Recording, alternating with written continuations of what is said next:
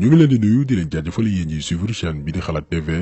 ñu leen di dalalaat ci seen jàngatu bés bi te nag dañuy wax ci wàllum suuf ci benn zone boo xamante ni bu ñu moywul dina disparaître fekk juróom fukki at wala téeméeraat ci kanam muy zone bii di Fouta ndax benn groupe bandi ñu jël lu toll ci 20 000 hectares 37 villages fanweeri village ak juróom-ñaar boo jëlee suuf si mat na Ndakaaru ñaari yoon ak genn wàll capitalu Sénégal mat na ko ñaari yoon. hectare bu ñu doy la quelques hommes d'affaires di passante seen biir ne dañ fay def wàllum agrobusiness ci suñu dernière information Franky Timis moo mujjee suuf si te ñun gëm nañ ni suuf soosu noonu am na leneen lu fa nekk lu kenn waxul suñu borom rek a xam Ibrahima Seck Forum Civil xeex na ci ba sonn ñu koy jaajëfal bu baax a baax ndax kenn la ci jàmbaari Sénégal comme ñu ciy mel ni Guy Marius Sagna Abdou Karim Gueye ak yeneen activistes yoo xamante ni fu ñu leen déggee rek du seen ñoom seeni soxla mais ci soxla yi seeni moroomu sénégalais. Birahim Seck bokk ci doomi aadama yooyu noonu yàgg na xeex ci coowul suuf gi am Fuuta mais dañu seetlu que ni ba léegi gars yi mesuré guñu ampleur dossier boobu noonu loo xam ni mat na région wu lëmm wax nañ leen ni suuf sañu jox tubaab yi mat na 20 000 hectares daan ci ñëw ñu jébbal ko ay homme d'affaires te mu nar a lor ay junni njaboot nar a laal 37 villages yoo xamante ni ci mbay ak sàmm la ñu yaakaar. boo jaayee loo moomul boromam day genn bañ ñun bon genn nañu bañ nañ loolu du kenn dootu ko defati jaay kenn du ko jaayati nañu jox suuf. ci la ñuy dund duñu ko joxe ñoom defuñu dara ba pare ñun ñu dem di luy ji duñu ko def ndax fi ñu toll léegi am nañu problème bu rëy ndax ñun dañu am jaboot te ñun xam nga pël du génn. ci vidéo tay bi dañuy leeral d'abord fi mbir yi tàmbalee parce que ñaari nguur yi fi jaar yëpp muy nguuru Wade ak nguuru Macky ku ci nekk am nga ci part de responsabilité donc dañuy remonter ci fi mbir yi dooree yan homme d'affaires ñoo ko sekk ak banditisme bi ci nekk ndax dossier bi mbiru bandi dëgg la. ak fa lañu nar a jëm ak zone bii di Fouta ndax bu ñu moywul zone bi dafay disparaître waa dëkk ba daañu obligé màngaani dem ci yeneen région ngir mën a am dund gu mucc ayib parce que dootuñ mën a bay dootuñ mën a sàmm ndax mooy ñaari activité yi fa ëpp doole te di leen permettre ñu mën a dund te Fouta dëkk la boo xamante ni suuf si dafa baax loo fa bay ak loo fa sàmm suñu borom def ci xéwal te ñu gëm nañ ni wax nañ ko sànq suuf sii ak ni ko yenn ponkali di xëccoowee seen biir di ko jaayante am na leneen lu fa nekk loo xamante ni population bi wala ñun sénégalais yi en général xamuñu ko moo tax ñu bëgg ci indi ay leeral dossier boo xamante ni depuis 2011 mi ngi jur coow tax njaboot yu baree bari nelawatuñ ba yandoor xamuñ seen ëllëg ci la nar a wékku.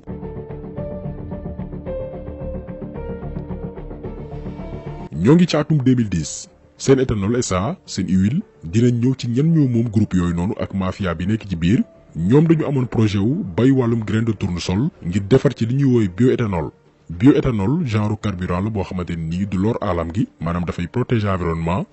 ñoom lii moo nekkoon seen projet ñu bëggoon ko jëmal fi nga xamante ni mooy Fanaay di benn commune bu nekk Podor ñu jox leen ñoom waa seen huile 20 000 hectares mu juróon coow lu baree bari yaakaar naa ni ku nekk ci yéen déggoon na coowal Fanaay ndax population bi dañoo bañoon ni ñoom seeni 20 000 hectares kenn du ko jël di ko jébbal yeneen doomi aadama duñ ko nangu tey duñ ko nangoo lëg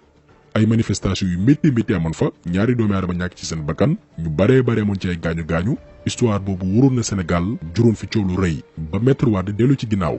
mais dellu ginnaaw boobu noonu newul woon pour neenal projet bi maanaam annulé ko mais dellu ginnaaw bi mooy wutal leen feneen foo xamante ni sorewul ak Fanaay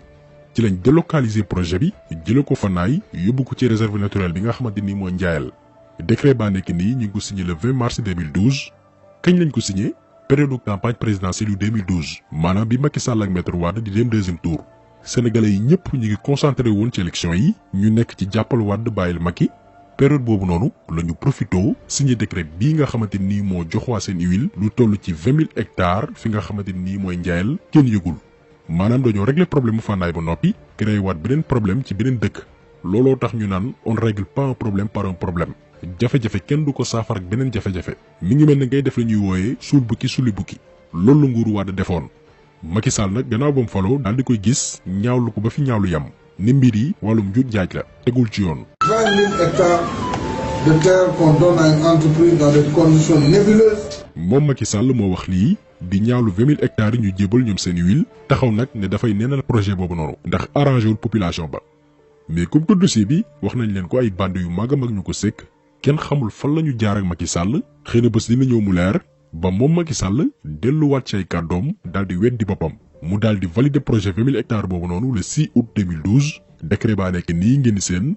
mais li yéeme ci mbir yi mooy Macky Sall mi diggoon waa population ba ni projet bi daañu ko neenal delluwaatul ci ñoom population bi ba muy signé décret bi. mais beneen mbir bi ci gën a graaw mooy gannaaw bañ ko signé ba noppi publié wuñ ko journal officiel dañ ko doon nëbb xam nga kuy def di nëbbatu moom say pexe jubul ci la nag askanu Njaayel Jóob lànk na ñoom seen suuf duñu nangu koy saax-saaxee. suñu dund duñ ko jox kenn ndax gisuñu kuy joxe dund kon nag suñu waxee nañu joxe suñu dund duñ ko nangu bañu ñu nag ñu jël suñu bakkan si loolu waaye joxe ko moom duñ ko def. waa Forum Civil ñoom itam ne leen du ngeen wét ci xeex bi ndax suuf soosu mooy mel na mbir bu ñu mën a sukkandiku ngir dund ak seen njaboot. de la République moom mi nga xam ne moom moo jëloon décret bi attribué suuf soosu italien yi ñu ngi koy waxaat ne ko sa doom yi nekk fii nii dans le Njaayel bëgg nañ récupérer seen suuf parce que ci la ñuy dund ci lañ bëgg a faje seen i doom ci lañ bëgg a am ay école seen i nag ak seen i bëy seen i xar ci lañ mën a dund parce que mbir mi nekku rek bay kese donc tey kenn mënul comprendre ngay jël say doom ne leen futeet ba set nga ne yaa ngi solal ñeneen ñoo xam ne dëkkuñ ci réew mi ay yëre te bàyyi seen doom. léegi nag laaj bi mooy ñeneen ñooñu Birahim Seck Forum Civil yu tudd ñooy ñan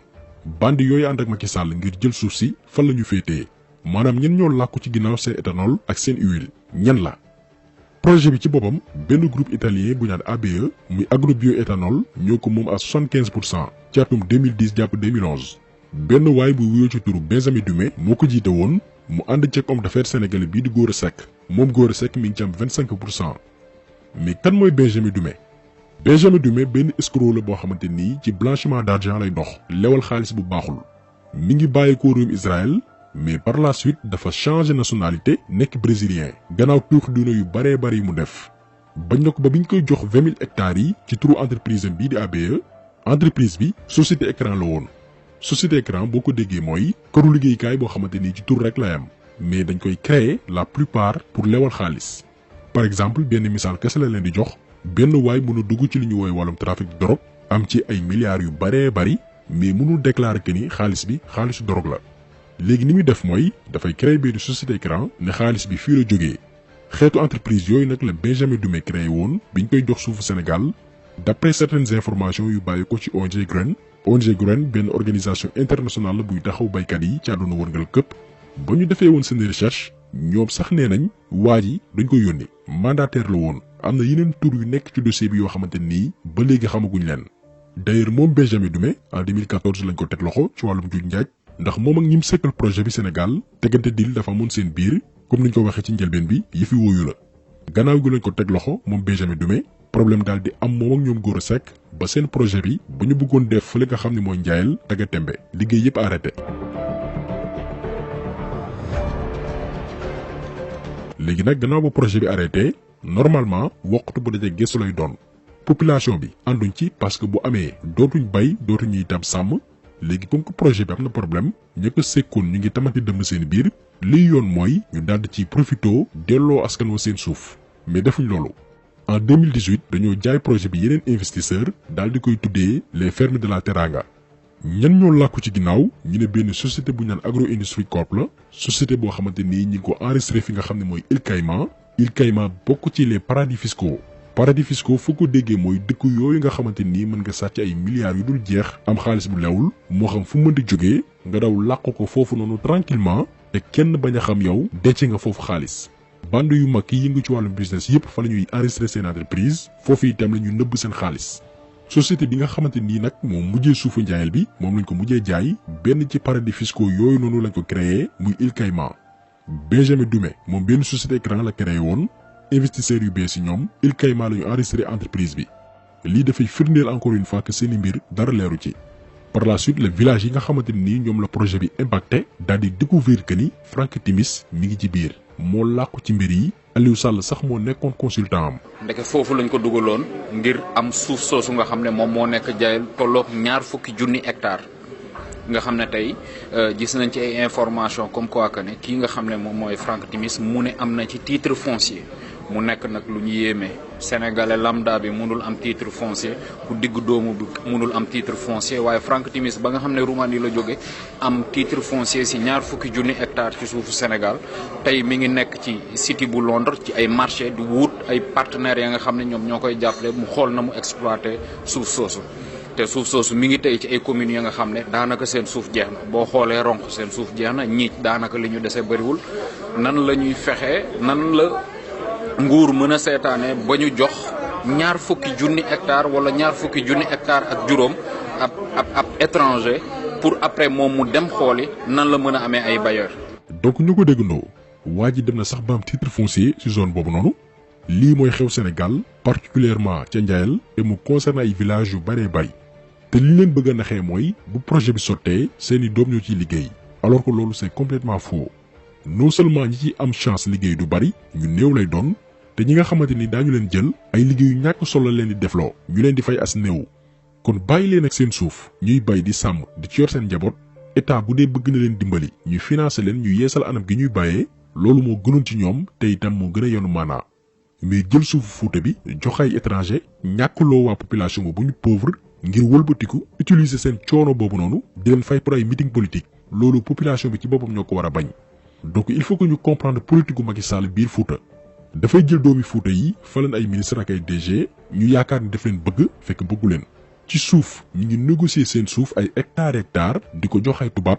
seeni doom yi nga xamante ni fal nañ leen te ñu jox leen ay ndombal tànk yu mag a mag ci biir réew mi lenn rek la ñuy sëkk ak waa Fuuta mooy di leen organiser ay meeting duñ leen tabaxal hôpital yu baax duñ leen defal ay yoon yu baax duñu wutal seeni doom liggéey lenn la ñuy sëkk ak ñoom mooy di leen organiser ay meeting politique di leen dajale fekk toroxal nañ leen ba noppi ndax ñàkkloo nañ leen buñ leen ñàkkloowee nag ba noppi ba ñu sonn ñu ñëw fa ak seeni délégation di leen séddale ay 5000 francs parce que sonn nañ di leen dajale ci ay bërëb pour nee nañ dañuy def politique nii la Macky Sall di doxalee ak waa Fuuta respecté wu leen faale wu leen yërëmu leen teg si moo tax il faut que jeunes yi porter combat bi sensibiliser bu baax a baax parce que suñu yaay ak suñu papa yi fa nekk amaana mën nañ bañoo comprendre lii yëpp des na tuuti Fuuta dara du fa des non seulement defuñu fay infrastructure yu baax te nee nañ gumba boo ko saraxul bàyyi koog yalwaanam mais defuñu ko dimbaliwuñ leen ba noppi mais li leen dese muy seen suuf si nga xamante ni fa la ñu yaakaar ngir daan seen doole ñu xañ leen ko jox koy tubaab message bi nii foo mu jàll na ko jeunes yi traduire suñu papa ak suñu yaay yi ñu xam fi Macky Sall bëgg a jëm ak ñun kon taxaw seetlu bi tey loolu la woon ñu ngi leen di gërëm di leen jaajëfal di leen di daje incha allah beneen yoon ci beneen jàngat jaa ngeen jëf.